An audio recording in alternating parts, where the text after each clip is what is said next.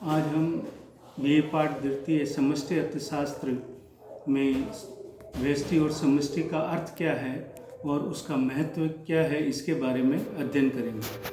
आर्थिक विश्लेषण की दो शाखाएं होती हैं, एक तो व्यष्टि अर्थशास्त्र और दूसरा समष्टि अर्थशास्त्र। तो जो व्यष्टि अर्थशास्त्र है उसको अंग्रेजी में ये माइक्रो शब्द ग्रीक भाषा का शब्द है जो माइक्रोस से बना है, जिसका अर्थ जो होता है वो छोटा होता है। और जो समष्टि अर्थशास्त्र यानी जो इंग्लिश में इसको मैक्रो अर्थशास्त्र कहते हैं, ये ग्रीक भाषा के शब्द मैक्रोस से बना है जिसमें का अर्थ होता है बड़ा।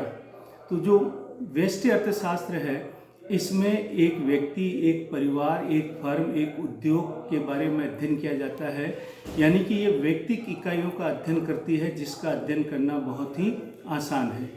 जो समष्टि अर्थशास्त्र है ये संपूर्ण अर्थव्यवस्था का अध्ययन करती है। इसमें कुल शब्द महत्वपूर्ण होता है। इसमें कुल आय, कुल उपभोग, कुल विनियोग आदि के बारे में अध्ययन किया जाता है, जिसका अध्ययन करना बड़ा जटिल है। अब प्रश्न ये उठता है कि समष्टि अर्थशास्त्र का महत्व क्या है।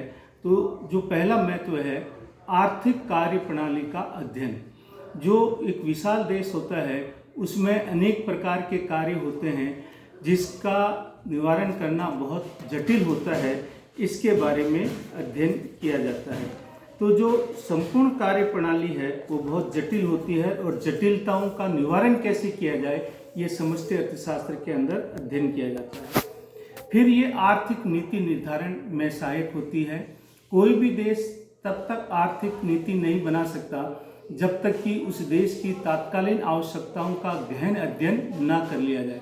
तो राज्य स्तर पर, देश स्तर पर जो नीतियाँ बनती है, चाहे वो निवेश नीति हो, आयकर नीति हो, विनियोग नीति हो, उपभोग नीति हो, इसके नीति निर्धारण बिना कोई भी देश विकास नहीं कर सकता। आर्थिक नियोजन में सहायक, हम जैसे जानते हैं कि हर एक देश के विकास के लिए एक योजना बनानी पड़ती है। 1951 में हमारी पहली पंचवर्षीय योजना बनी, 11वीं और 12वीं चल रही है। तो बिना योजना के कोई देश आर्थिक विकास नहीं कर सकता। इसके साथ साथ बेरोजगारी का विश्लेषण, जैसे अभी वर्तमान में हम देख रहे हैं कि जो कोरोना है इसके कारण यहाँ पर करोड़ों व्यक्ति जो है बेरोजगार हो गए। तो रोजगार के अवसर कैसे सृजन किया जाए, क्योंकि ये पूरी राष्ट्रीय नीति बनाकर ही ये रोजगार के अवसर बढ़ाए जा सकते हैं। विदेशी विनियोग करके, लघु एवं कुटीर उद्योगों का विकास करके इसका अध्ययन किया जाता है। मौद्रिक समस्याओं का विश्लेषण, जैसे आप सभी जानते हैं कि देश ने नोटबंदी की। नोटबंदी के पीछे एक ही उद्देश्य नहीं था, अनेक उद्देश्य था। तो मौद्रिक नीति में देश की तत्कालीन आवश्यकताओं के अनुसार मौद्रिक नीति बनाई जाती है। इसके साथ साथ व्यापार चक्रों को समझने में सहायक। तो व्यापार चक्र में हम लोग देख रहे हैं कि चीन से हमारा जो तनाव चल रहा है, इससे हमारा व्यापार प्रभावित हुआ। अगर हम व्यापार के बारे में देखें तो हम चीन से बहुत अधिक मात्रा में आयात करते हैं, जबकि हमारी निर्यात बहुत कम है। इससे हमारा जो व्यापार संतुलन है वो प्रतिकूल हो गया है। तो इसको अनुकूल कैसे बनाया जाए, तो व्यापार नीति के अंदर भी उस देश के साथ कैसे संबंध चल रहे हैं। अभी वर्तमान में हमारे चीन के साथ संबंध खराब है, तो हमने बहुत से व्यापार उनसे रोक दिए हैं। तो ये व्यापार नीति बनाने में सहायक